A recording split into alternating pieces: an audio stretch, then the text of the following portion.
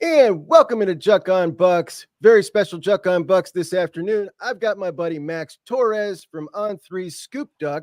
He is an Oregon insider, and he has come on to talk to me about the Ducks, the Bucks, and all things Big Ten and college football. Max, how we doing, buddy? I'm doing great, Jug. Thanks for having me on. Glad to be back. I appreciate you coming back, man. We got a lot to talk about today. The Ducks, obviously, one of the most talked about teams in the offseason on a national level. They start with Idaho, Boise State, not too impressive. I was watching your show last week, and a lot of the Duck fans, they weren't too happy. They sounded a little bit defeatist.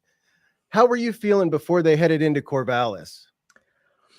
I was feeling cautiously optimistic about Oregon's chances in that game against Oregon State. I always felt like they were the superior team on paper. They should have won that game. But based off of the first 2 weeks, it was definitely, I'd say, detrimental to the confidence that I had around this team in terms of just we were faced with this question: do we need to reset expectations for the whole year? And I was kind of just trying to say, hey, let's just take it a week at a time.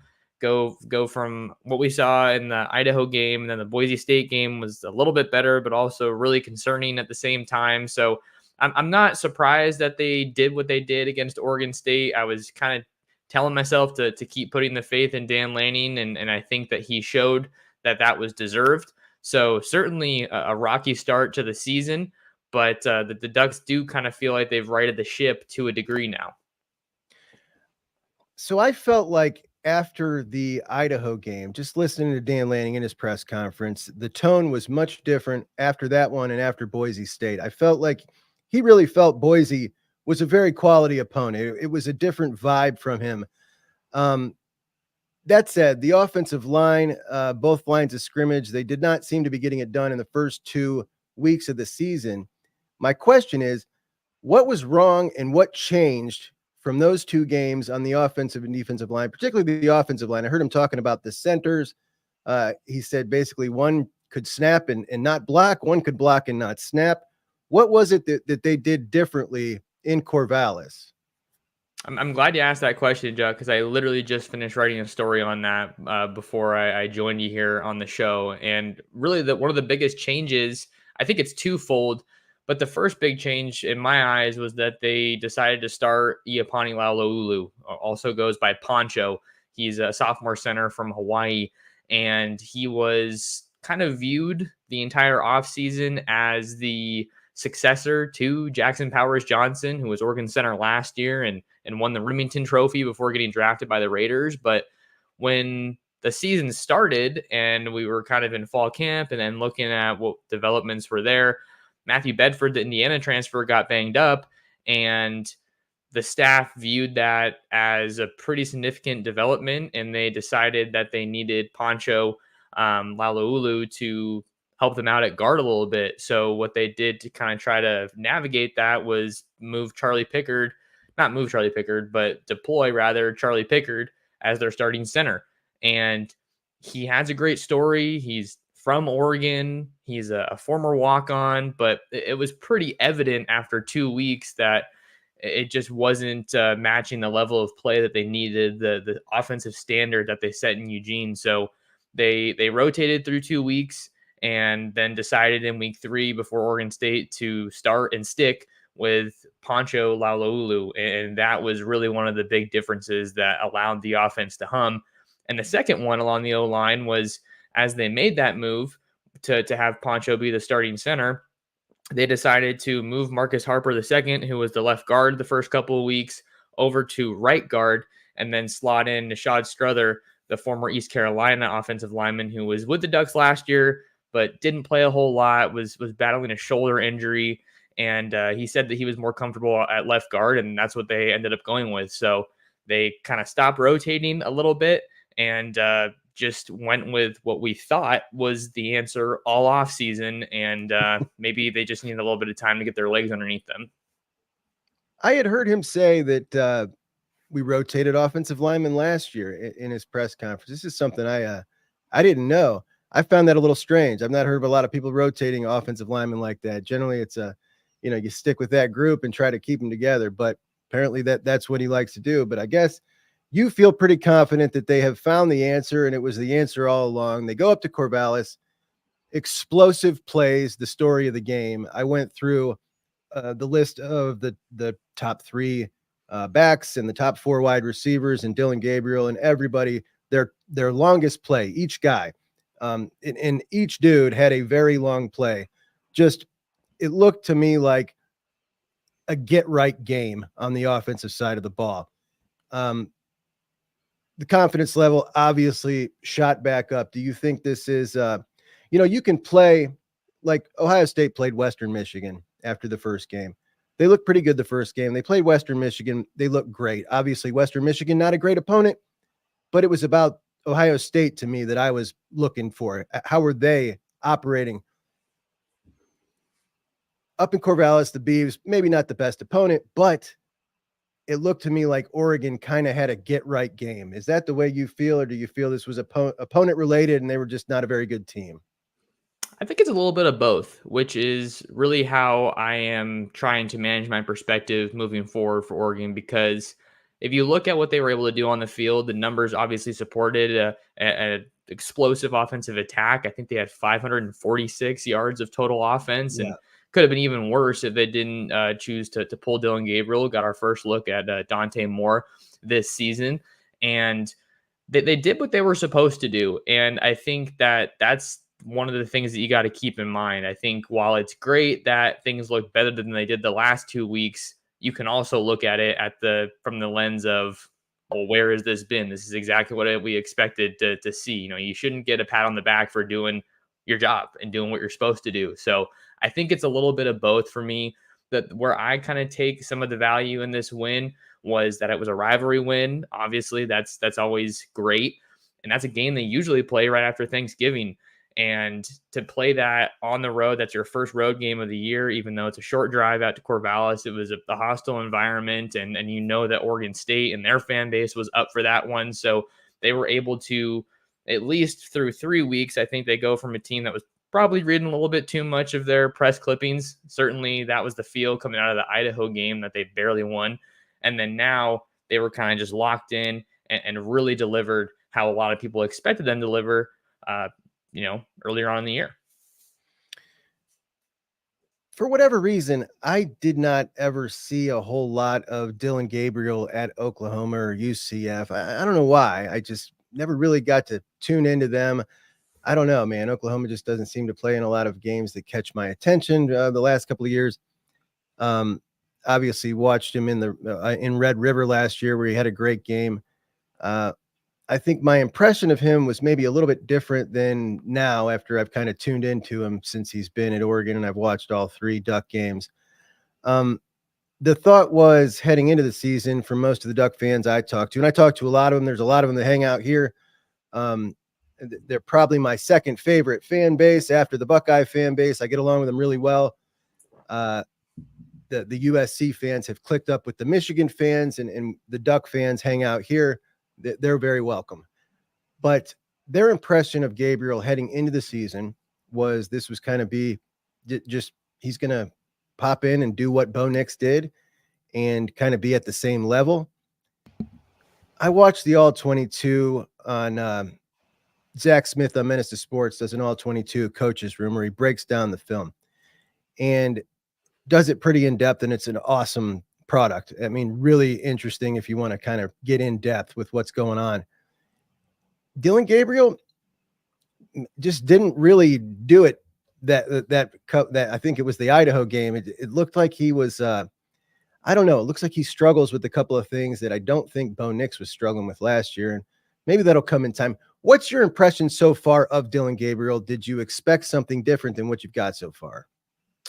Coming into the season, Chuck, I definitely expected a lot more efficiency and command of the offense, I think is how I would kind of look at it.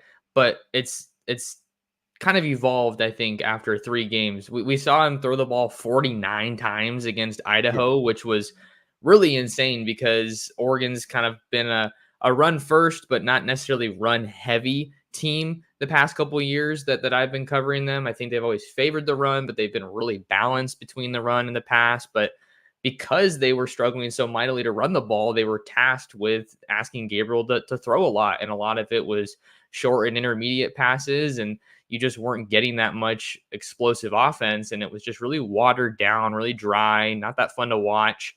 And I think part of that was because of what we saw from the offensive line. So now that the offensive line looked like they've kind of gotten their act together, they found that rhythm that was escaping them the first couple of weeks. We're now getting, I think, a more pure look at what Gabriel really is.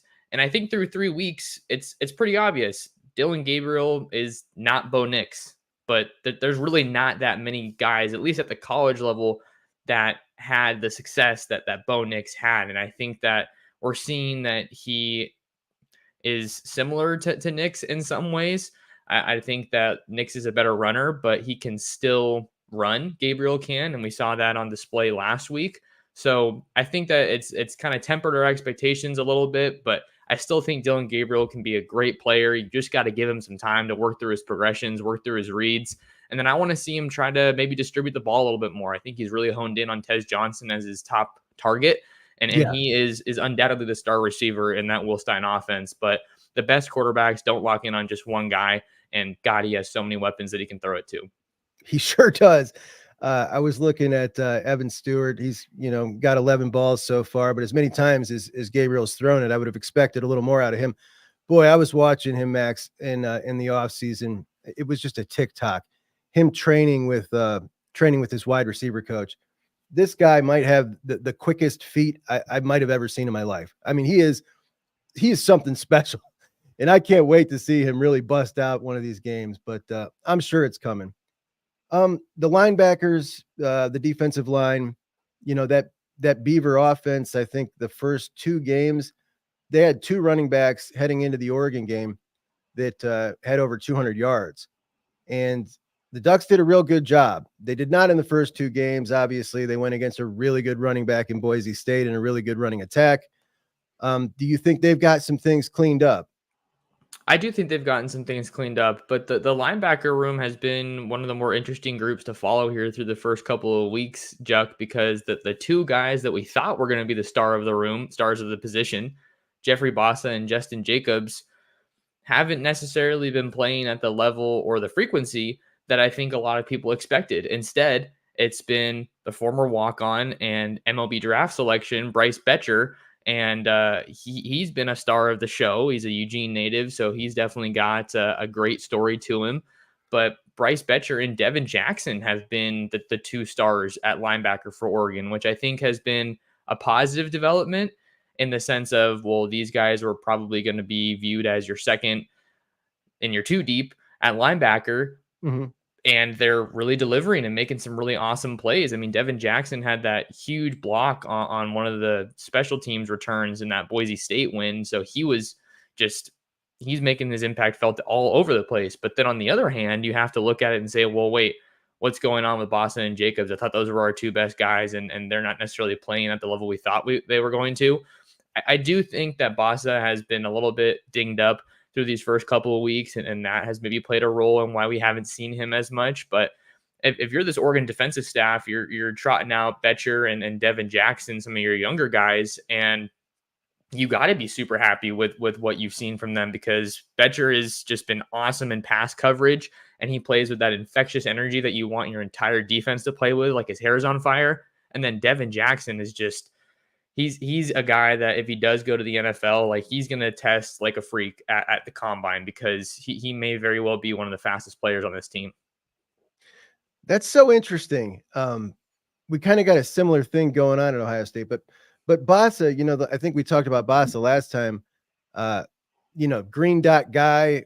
He was at Big Ten Media Days, really well-spoken dude. Seemed like a great guy to be the leader of the defense.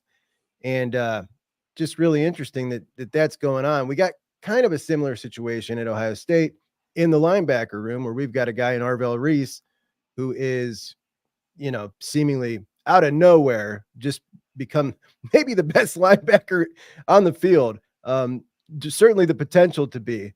And pretty interesting. But I was talking to a couple of Oregon fans, and I was wondering, we see this thing going on at Florida State right now, where they have relied on the portal for 2 straight years. Really worked out last year. Not working out so hot this year.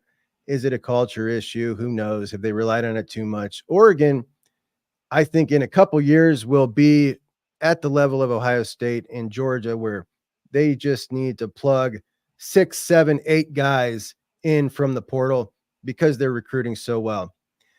This last cycle, not quite there yet, maybe 15 guys. I think, correct me if I'm wrong, but most of the secondary is all portal guys. Do you think that this is maybe an issue of the slow start of guys just not gelling because they haven't been together long enough? I think it could be a part of that. And Oregon secondary is made up of a lot of transfers, but you do have Dante Manning as a guy who's been at Oregon his entire career, and he looks like the number 3 corner at the moment. And then if you just want to look at Tysheem Johnson, he came in from Ole Miss the year before last. So definitely a heavy presence on the from the transfer portal early on this year. But I was asking myself that same question when I saw what I saw from the Ducks each of the first 2 weeks. Like, these guys just don't look like they're on the same page. I wasn't putting Oregon in the same vein of Florida State or even more portal heavy Colorado. So I For think sure. that was one of the talking points going into that Oregon State game. Like, Oregon's culture and Oregon's connection was being put to the test. And I think that they did come together to deliver a really strong performance. But that's always stayed at the forefront of Dan Lanning's mind, I think, is that connection. That's one of the DNA traits of the team, as he says. And they dropped that Ducks versus them kind of Hard Knocks-esque behind the scenes cinematic recap of the game against Oregon State. And they were really stressing connection. So I didn't expect them to go as hard as they did in the portal this offseason, but it's really shown how all in they are on the success of this year. But it was, I think, a good reminder, Juck, that you can never get too reliant on the portal. And I'm excited to see some stuff happen on the recruiting trail as this Ohio State game gets closer, because it's been pretty quiet and there Yeah. haven't been that many big visitors, and there really won't be because they're in a bye this week. And then you have Michigan State on a Friday. High school games are played on Friday, so Oregon's not going to be able to bring a bunch of guys in. And then they're also going to be playing on the road against UCLA. So not a lot of opportunities to host a lot of visitors. So we've definitely got that October 12th game scheduled, circled on the schedule for some big time talent coming in. It's actually one of my questions to you. We'll just get to it now. There was a big pushback for this Friday stuff, and they tried to do this a while back. Particularly Ohio State, Michigan, Penn State, absolutely pushing back really, really hard on this. They don't want to do it. Michigan flat out said, we won't do it.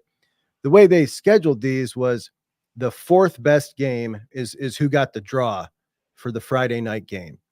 Okay. So you didn't have Michigan, Ohio State, or Penn State in any of those 4th best games this year. Adamant about not doing it here in the state of Ohio with high school football. Don't want to negatively affect it. This Friday, we see Nebraska hosting a game. They're hosting Illinois, 2 ranked teams. The state of Nebraska high school football is really going to suffer. Everybody's going to be watching the Huskers or at the game.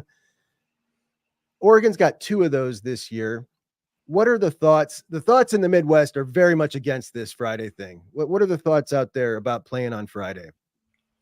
I think just in general, by and large, fans don't really like Friday night games. I think that they've gotten accustomed to it being for like the Pac-12 championship game. That's when we've seen some Friday games for Oregon in recent years. I will say, for whatever it's worth, not that I live in Oregon anymore, but I did live in Oregon for a couple of years. High school football is not that big out in Oregon. You don't see Oregon producing college football talent at the clip of an Ohio or where I'm at now, California, by any means. So I don't think it's a huge deal. It is kind of nice, I would say, in the fact that you can kind of watch the rest of the college football slate. For someone who, like myself, is a team reporter, you like being able to have some of that flexibility and freedom to watch other college football games throughout the weekend and kind of get your game out of the way a little bit and get your work out of the way. But in general, I think it's definitely preferred to have a Saturday game for the Ducks. Yeah, you do get that national exposure, which is which is cool to be on the stage all by yourself. But logistically, they really dislike it. They don't want to. You got everybody on campus on school on Friday as well. They're trying to leave. If you had a Buckeyes game, everybody would be there very early. Just not a great thing. They're not happy about it. But if they keep it at the fourth, draw, not going to be often that an Ohio State home game is going to fall in that, number 4 game. I wanted to talk to you about Ohio State. Have you watched the Buckeyes yet? What is your impression so far of the Buckeyes? I'll be completely honest, I haven't watched the Buckeyes a whole lot, but that's because you haven't had to. You've just seen them boat race their first 2 opponents. So I don't think that there's a whole lot of questions around Ohio State right now. Versus if you watch Oregon, and I hope I'm not taking the question away from you, you still have a pretty decent amount of questions around this team as everything builds up towards that October 12th matchup. So I threw on the Western Michigan highlights for like a couple minutes this morning, just trying to kind of get a feel for it. But then it's like, what do I really need to watch this team? Because like we were talking about, another cream puff matchup, I think for the Buckeyes. So there's not really much I think you can take away, positive or negative, when you're just destroying an opponent like that. Versus if one of those games was close, you're like, oh wow, is this team actually pretty good, or are we maybe drawing some question marks or some alarm signs here on the Buckeyes? I'll be honest, this schedule, we originally had Washington was the big out of conference game. And when, they came into the Big Ten, that game got canceled. Going through this stretch of Akron, Western Michigan, bye week, Marshall, we're not playing Michigan State till week 5. It's getting rough, bud. It's getting really rough. We want to see these guys play a team, So a little obnoxious. For those that don't know, Max lives in Long Beach. He's a recruiting guy, also covers Mater Dei a lot. You've been to, I think, most of their games so far this year. Obviously seen Chris Henry Jr. and all that squad. Buckeyes are after another wide receiver on the Mater Dei team, as well as a linebacker. What are your thoughts watching Mater Dei so far and those big-time prospects over there? Yeah, it's so funny you ask about Mater Dei, Juck, because I'm very grateful and fortunate that I'm located where I'm at so I can go to these games, but they haven't been very much fun. I'll be totally honest. Like, Mater Dei is just so ridiculously talented that it's so rare that I go to a game and it is actually a game. Like, maybe Yeah. it is for a quarter, maybe it is for a half, but at any point, at some point, I am there and I'm like, God dang, I feel like I kind of wasted a Friday night because I just didn't get to see competitive football. But all that being said, I'm trying to hopefully branch out a little bit more and cover some other teams. But the way Oregon recruits, they're obviously very, very strongly tied to Mater Dei.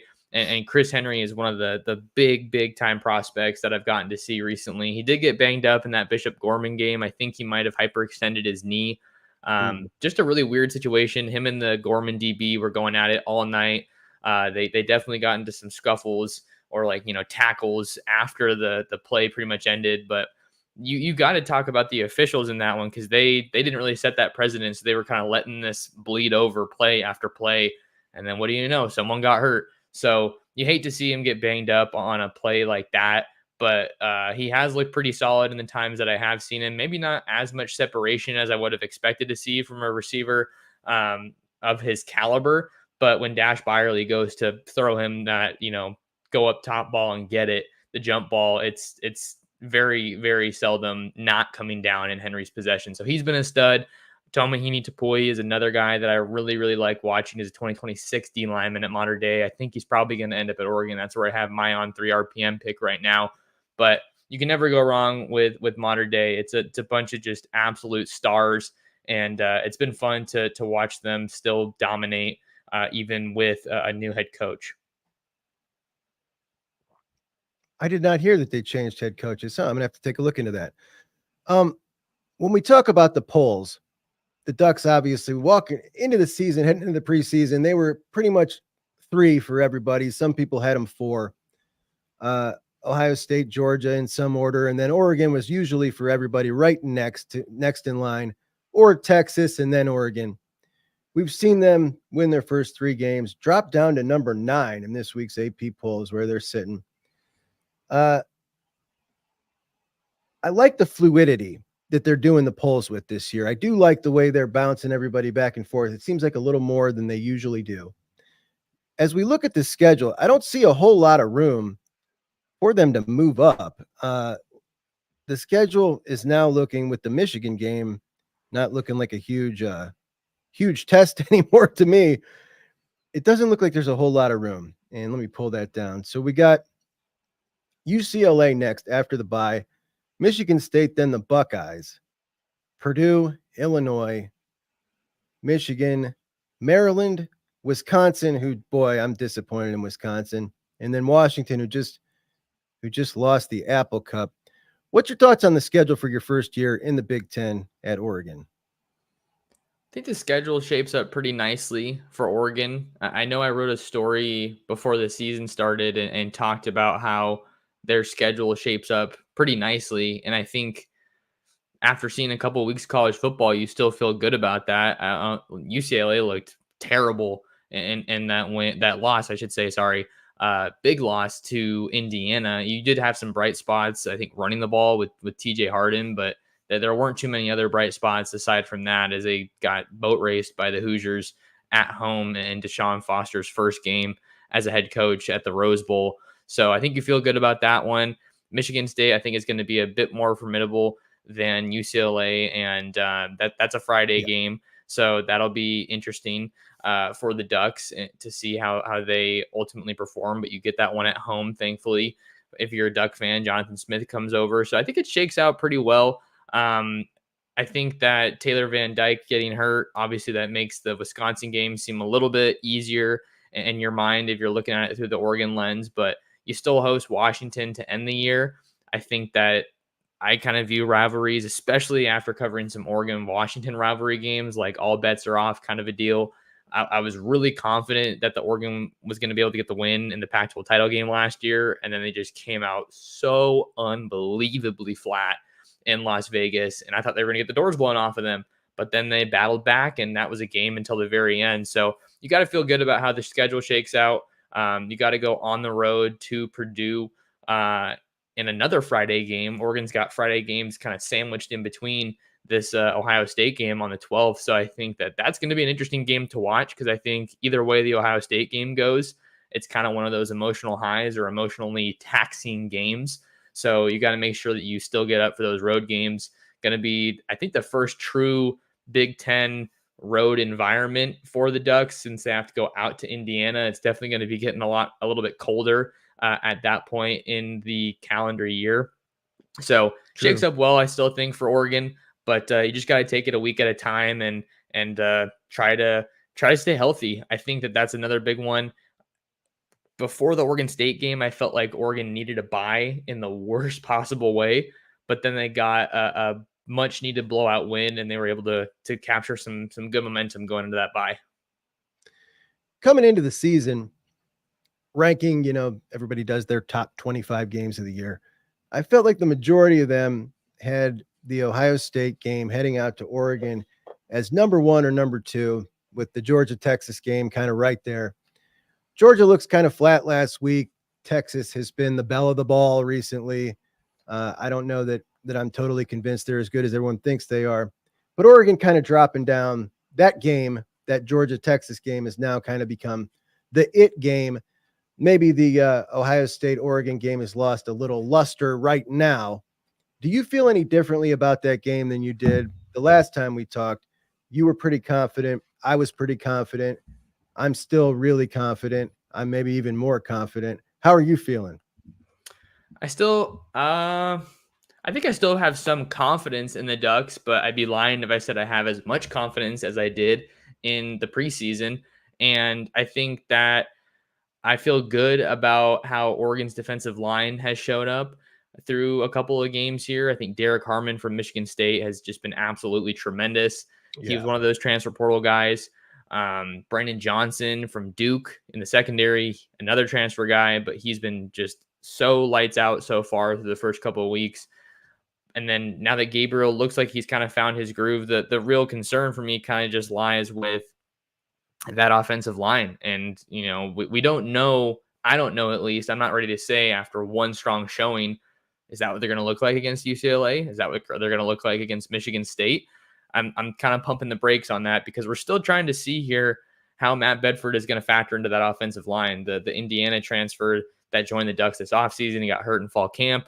And that's kind of my big question along the O-line. Okay, you feel like you got center figured out, but now you have a guy who was a projected starter in the offseason. Looks like he's recovered from his injury a little bit faster than you expected.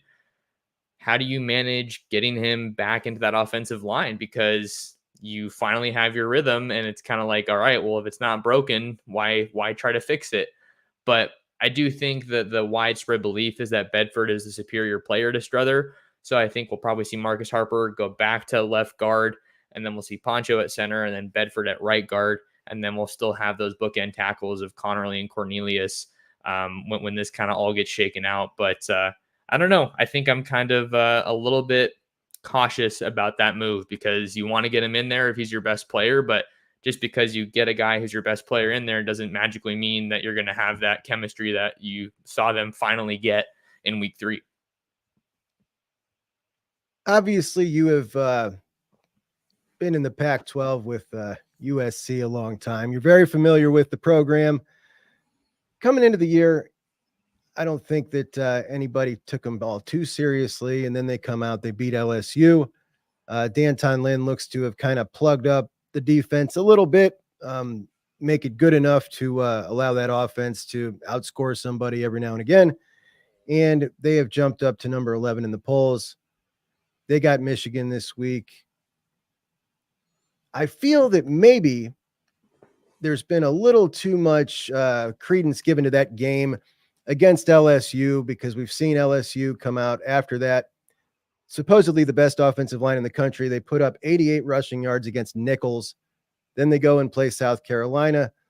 And I think that if Lenora Sellers doesn't get injured, South Carolina's quarterback, that South Carolina wins that game. I'm not so sure that that win against LSU is all that impressive. Since that LSU game, USC went and shut out Utah State 48-0. Utah State fired their coach amid a scandal 3 weeks before the season. They're kind of in shambles. What's your take on SC? I'm still kind of on the fence here. I don't know if this is a top 10 team yet or if this is all smoke and mirrors. I think I'm still a little bit in wait and see mode as well as far as USC goes. I think that Miller Moss has been really, really strong out of the gates for them. And I think that some people expected that and some people didn't. I think people expected that there was going to be a drop off, maybe more significant of a drop off from Caleb Williams to Miller Moss. But at the same time here, we got to remember who we're dealing with here. It's Lincoln Riley. If there's one thing you can trust him to have figured out, it's the quarterback position. So I think Miller Moss has been really, really good for USC, even though they also took a transfer quarterback. I think it's Jaden Maeva from UNLV. He thought he was going to go to Georgia, and then he changed his mind, and now he's at USC. So I think I'm still a little bit skeptical about USC because I'm also not putting a tremendous amount of stock into that LSU win. But I think that they do look much improved at the line of scrimmage, which I think was one of my biggest question marks around the Trojans and how they were going to be able to stack up in this Big Ten conference, because you already felt that some other schools like Oregon were going to look pretty solid in the trenches, but USC just got pushed around a lot in the trenches the past couple of years. And I think that led to a lot of their underachieving and why you hear people say, oh, well, they wasted Caleb Williams. A lot of that criticism obviously comes from what we saw on Alex Grinch's defense. So I think that USC is certainly headed in the right direction. They're definitely improved, at least defensively, from a year ago. But also, when you're looking at that Utah State win, they did what they were supposed to do and what you expected. So I think USC is still looking to play in one of those prove-it games. The win over LSU was nice. I think they have really, really good skill talent. Zachariah Branch, Jacoby Lane is another guy that's going to be a star for them. But again, I'm waiting to see them beat a quality opponent, a very quality opponent, I should say. So as you're very familiar with USC, obviously over here, we're very familiar with their opponent this week in Michigan. And they all off season, we're kind of banking on Alex Orji coming in to be the starting quarterback. He ends up not winning that job. Davis Warren wins the job.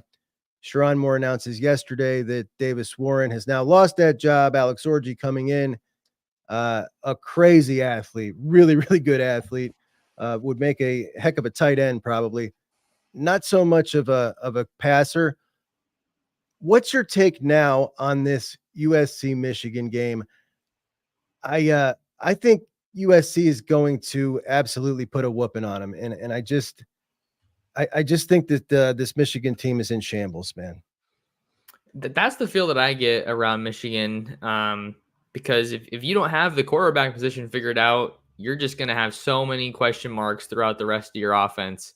And I knew from kind of watching Michigan from a distance the past couple of years that Alex Orji was more of a runner than a guy that you feel really confident in just dropping back, sitting in the pocket, and piecing you up as a defense. So the fact that they have this major question mark going into, I guess, their first marquee Big Ten matchup, now that USC is in the Big Ten, I too feel like I'm kind of siding USC, leaning USC in this one. I think Michigan just has more question marks to answer. But at the same time, I think if Michigan can show up defensively and get off the field, prevent Miller Moss and the Trojans from getting into a rhythm, because you got to think here, they still have some of the best defensive linemen in the country, led by Mason Graham, who is from Servite out here in Anaheim. I got to cover him a little bit before he got to Ann Arbor. I think if you can do that, maybe you can, if you're Sharon Moore, you're really hoping to ride that defense and get the run game going so that you don't have to ask Alex Orji to do a whole lot for you. But I don't know. I think right now, as we sit here on Tuesday, I'm probably leaning Trojans. Yeah, I'm definitely leaning Trojans as well. Another of the big games, probably the biggest game this week, we've got Oklahoma hosting Tennessee. Tennessee now obviously a top 6 in the country. I think they belong at top 5. I don't think that Ole Miss has done enough to stay ahead of them. Tennessee got a ranked win over NC State. Ole Miss is beat up on a bunch of bums. So we got Tennessee coming in there. Oklahoma, a 6.5-point home dog. Josh Heupel, former quarterback of their national championship team at Oklahoma, going to be a pretty exciting game. I feel that Tennessee is going to absolutely whoop them in their own house. I'm definitely going Tennessee minus that 6.5. What's your thoughts on that game, buddy? I think Tennessee looks like a pretty attractive pick right now, and not just because Nico Iamaleava is a Long Beach native, and I'm out here in Long Beach, but they just, I feel like, have looked like the more complete team. And we've seen Oklahoma have a couple of close games. Obviously, that game against Houston was a bit of a scare a couple weeks ago, and then Tulane this past weekend. I think you probably relied on Jackson Arnold a little bit more than you wanted to, seeing that he was getting it done with his arm and his legs in a big way. And maybe you look at that and say, hey, maybe our quarterback just had a great day and he was doing everything that he possibly could. But you could also look at that and say, well, maybe we don't have as many weapons as we expected we would, or as much balance as we thought we would as an offense. So I think Tennessee looks like they are on a mission early on this year. I think you're seeing some great things from their wideouts, and they're really going to assert themselves on defense. I've watched a little bit of Tennessee this year, and they just look like they're playing like they're pissed off. So I think it's fun. College football is more fun when those storied big-time programs are good, and boy, Tennessee certainly looks good. Yeah, I'm with you. I was just talking about it the other day. Having Nebraska and Tennessee kind of making a come up back into relevance kind of reminds me, when I was young, and it's pretty cool. I kind of like it, even though I dislike both programs. I kind of like having them there. Is Nebraska back? I don't know. Yeah, well, that's a good question, but I do think that Matt Rule has got them definitely on track, and we see a whole lot of support from the fan base in the NIL department. They're going bananas. And I do think that they're going to be, the fact that they were able, Max, and this obviously, get David Sanders to show interest, to come and visit a recruit of that magnitude. That said a lot to me in the offseason about how much they've come up, and not just, NIL, but what they got going. And I think that we might see heading into this 2026 class some more kind of big name guys showing some interest in Nebraska. And I think that's pretty cool. I think we saw Jackson Cantwell with the number 1 tackle. He seems pretty interested in Nebraska. He's out of Missouri. That's going to be a heck of a fight for him. But I do think that Matt Rule has got something kicking that they might be able to come back up into, a perennial top 15-ish team. And I think that's pretty exciting for the folks of Nebraska. They are still a blue blood, and that's pretty interesting to me. Yeah, I think it's always interesting to look at that conversation of blue blood status. Do you think that someone can lose it? Can they not lose it? No, there's the 8 blue bloods. It's an old, listen, I'm very adamant about this one, but there are 8 blue bloods of college football. It is an old phrase. It applies to those 8 teams. It doesn't change. You don't come out or come in. That's what it is. If you want to talk about other teams, you can have another term for other teams, but there are 8 blue bloods, and that is what it'll always be to me. Like that's just what it is. But a lot of people don't see it that way. I get it. That's just, I've had a whole show on this, bro. Yeah, no, it sounds like it'd be a good conversation, because I think that the way that I look at it, like Nebraska hasn't been relevant like in pretty much my lifetime, and I'm coming up on 30 before too long. I'm 27 right now. But, at least in the time that I've been in the college football media landscape, they haven't really been too relevant. So I think that's the way I look at it. It's like you kind of got to earn it and still prove that you're at the forefront of the sport. But, they've been incredibly successful in their history. So I think that's obviously something that plays a big role to it. But I want to see Nebraska continue to win. I think that they're a super passionate fan base. I hang out over at the Husker Online stuff sometimes. That's our On3 Nebraska site. So it's fun to see some of these programs that have been struggling starting to turn around and do it in a big way. Yeah, it really is. All right, Max, last question for you. My top 4 teams in the Big Ten, my Juck on Bucks power rankings, I've got Ohio State, Oregon, Penn State, USC. How do you see it, buddy?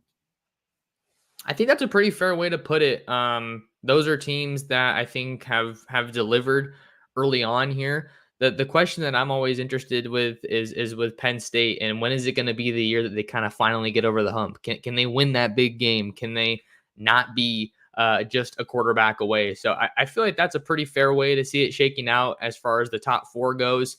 I think that we'd be looking at it a little bit differently if Oregon had lost one of those first 3 games, but they haven't. It hasn't been pretty, but they've been able to get those wins. So I think that that's definitely an appropriate top 4 right now, and I think I'm seeing eye to eye with you on that one. I lied. One more question from Shepherd Ducks. He says, we're stealing Naim from y'all. What's your take about that?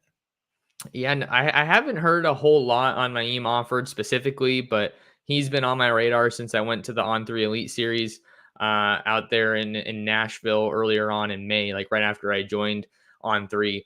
And he's been committed to Ohio State for a while, and he's been saying all the right things, but he's been taking visits. And the other 2 schools that have been so tightly linked with him are Auburn and Oregon. And Auburn went on an absolute tear this summer, wow. Juck. So like that, you could make the argument that they are the hottest team in the country on the recruiting trail. So I think that he's doing a really good job playing his cards close to the vest. I don't really view Oregon as a front runner right now, but he is going to be, at least there's reports that he's going to be at that Oregon versus Ohio State game. Who wouldn't want to be at that one, regardless of if you're, really seriously considering the Ducks? That's a trip that you can go take and enjoy what should be an electric atmosphere inside Autzen Stadium. So I think I'll continue to kind of just view Oregon as a contender there, but I haven't heard any real juicy intel that that's a flip that's going to happen.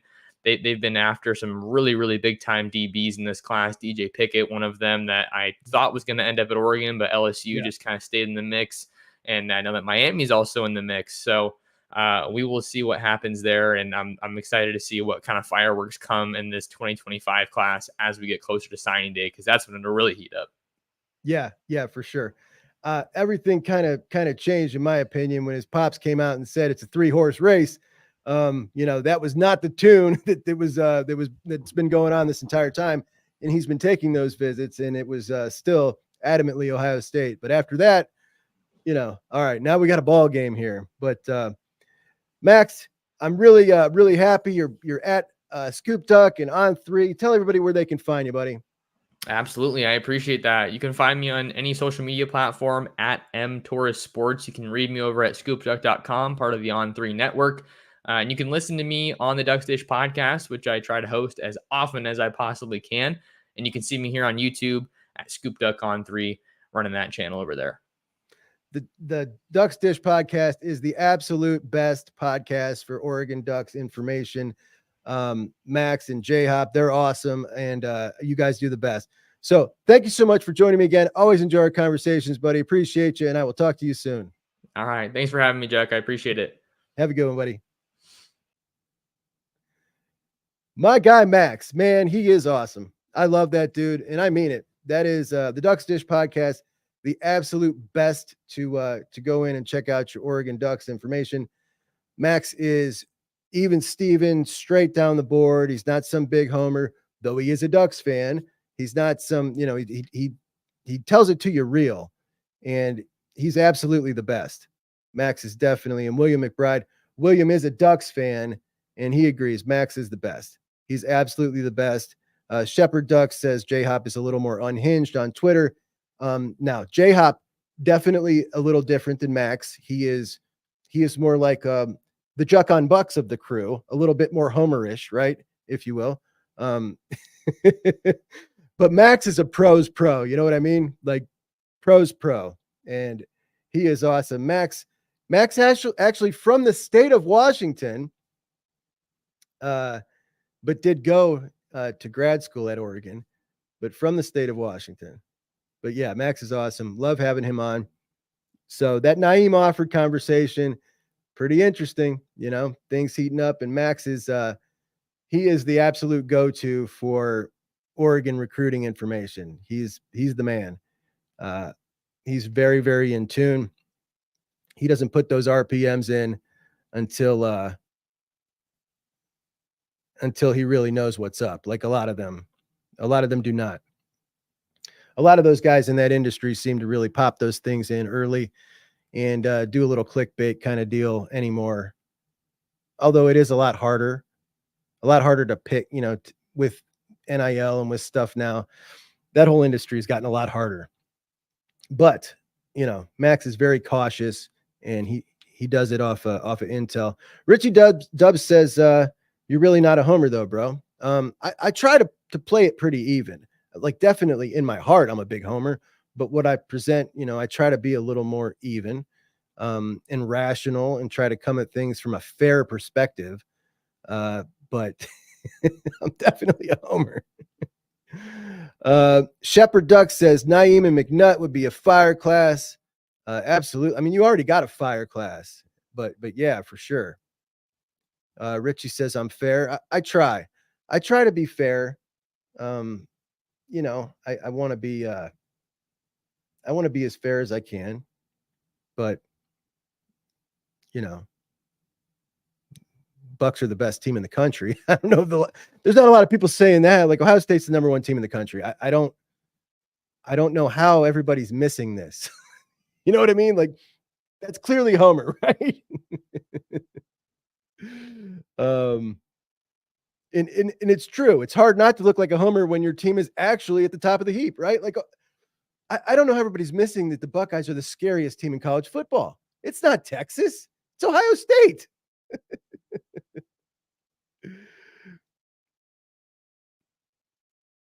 Oh, you're absolutely damn right. I'm familiar with Finny. I wanted Finny bad. We've watched Finny's film a lot, man.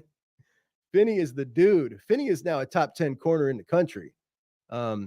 Finny's absolutely the dude. He is out of Virginia, I believe Virginia, one of them states over there. Absolute stud, 6'1" athlete, a crazy wide receiver. The guy could play wide receiver at a very high level, but also a corner, just a sick athlete. I loved Finny. Ohio State was kind of slow playing Finny, and it didn't work out for us.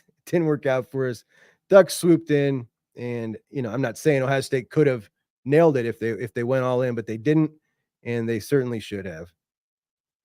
Certainly should have. I love them. Finny was actually just at Michigan, Michigan for the Texas game, so didn't go so good for the Blue with that one. Though he said what they always say: "I had a good time at the visit."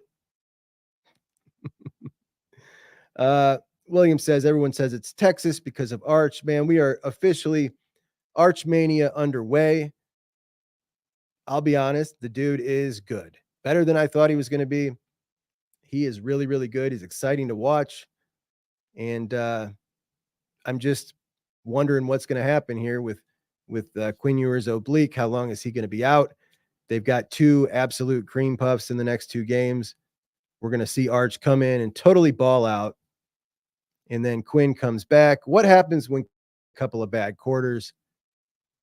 We got the Boo Birds coming out to boo the guy who took him to the playoffs, also from Texas, also a number 1 overall recruit, going to be a first-round quarterback, a Heisman Trophy candidate, and they would rather sit him on the bench at Texas, and that sucks.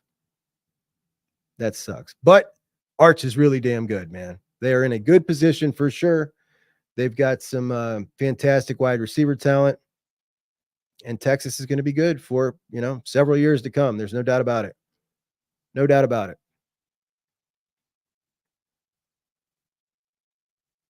It's definitely called Juck on Bucks. Without a doubt. That is what it's called. Sean, my man, how we doing, buddy? How's everything going? Steve, all my buddies in here. Yeah. Let's please hit the like button. Please make sure we're subscribed to the show. I did not go live this morning at 9:30 because I knew that I was not going to be able to get Max. Max is on the West Coast, so that's very early for Max. So I had to get Max after the show.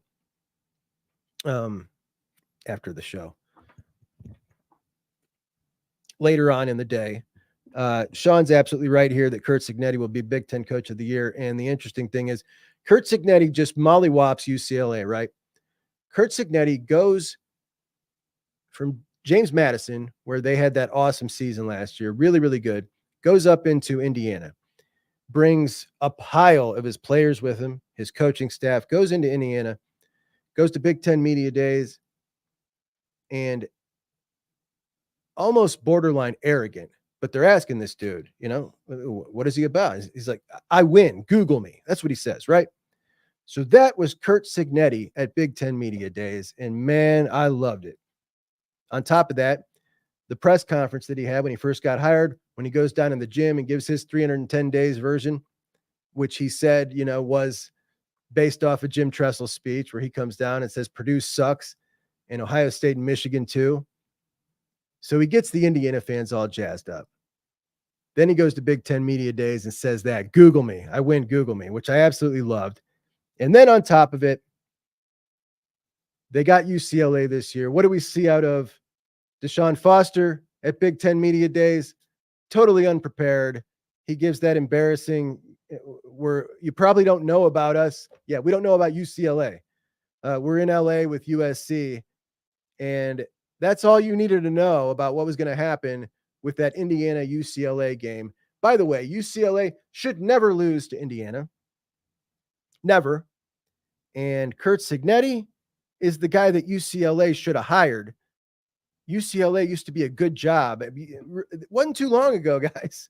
Like, I cannot believe what they've become. It's kind of embarrassing. Sean says they slow played Brandon Finny and it bit him in the butt. Yes, it absolutely did. That was a bummer. I liked him a lot. Neil says we got to face Manning twice. We got Texas next year, and I cannot wait, man. Guys, I got to tell you, I am so irritated. I am so irritated to think how much longer we have still to play a real opponent. Like, this is just dragging so long. Everybody else has got all these fun games, and we're still putzing about with Marshall and bye weeks. You know what I mean? I'm ready to play. It's good for the team. I get it. Just selfishly, I really want to play a decent opponent, Shepherd Duck says, Signetti had me running through a brick wall, and I'm not even an Indiana fan. Yeah, he's the dude, man. He is the dude.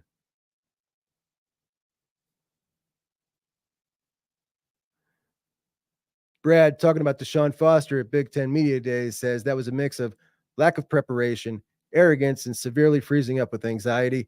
All three, you're right, for sure. That he came out with that shirt afterwards, I want to be clear. I am very much rooting for Deshaun Foster. When he took the job and did his initial press conference, the UCLA fans were furious that they hired him. He was a running backs coach, been around the program a long time, but they didn't think he was the guy for the job. And they didn't like that they didn't go do a full coaching search. Sound familiar? So they hired Deshaun Foster. Everybody's doubting him. He gets up in his initial press conference, trying to say, I can do this. I'm ready for this. Tears. I'm like, man, this guy getting all this crap from everybody. He doesn't deserve that. So I start rooting for him. And then he goes to Big Ten Media Days unprepared. And, how do you defend that? You can't. I can't defend him anymore. And that's just what it is. Bugsy's dad says confidence is not arrogance if you can back it up. Hey, Jeffro, what's up, bro, Himbo?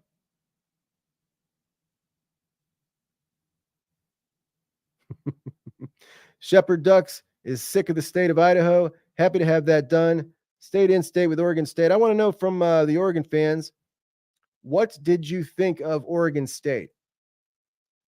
Max said it was a bit of both. They were both not a very good team, and the Ducks performed great. Like, I thought the Buckeyes performed great against Western Michigan. And you can play a bad team and play very good and execute really good. And you can play a bad team and execute very poorly and still win, right? I think that the Buckeyes against Western played fantastic. Sean says he can see why Chip left UCLA. Absolutely. A lot of reasons, man. They just don't seem to give a damn about football anymore, sports in general. And what a shame. What a shame. Remember all the good, there've been a lot of good UCLA teams, man, for real. It's annoying. William McBride says Oregon State was terrible, but Oregon got some things worked out for sure. And that's one of the Ducks. That's his opinion. Shepherd Duck says Boise State is going to kill the Beavs the last game of the year. Okay, I didn't know they played. I thought that Boise was pretty quality. That's why, and I felt like you could feel that in Dan Lanning's press conference after that game, how much difference there was from that to the Idaho game. The Idaho game, he was pissed at his team. The Boise game, it was like, we just beat a good team. And I think that they're going to continue to be a good team. They might be the team that, has a shot at. Have they lost yet? Why aren't they ranked? I mean, outside of Oregon, like I would have them. I guess they can't be ranked with that one loss, but I think that they will win the conference. And well, can they? They can't get in. They can't be the highest ranked with one loss. Can they? What if Oregon stays in the top 5? Like, are you really going to put a crappy team like, remember Liberty last year? So Liberty last year goes undefeated. Their schedule was dreadful. They go undefeated. They get totally killed by Oregon. Are they going to put a team like that, just because they're undefeated and a conference champion, in the playoffs in that number 12 spot over a team like Boise if they go and run the table, but they have one loss to Oregon? It'll be interesting to see what happens. We got some Memphis support here. Memphis is good. I think that Boise team beats that Memphis team. That's my thought.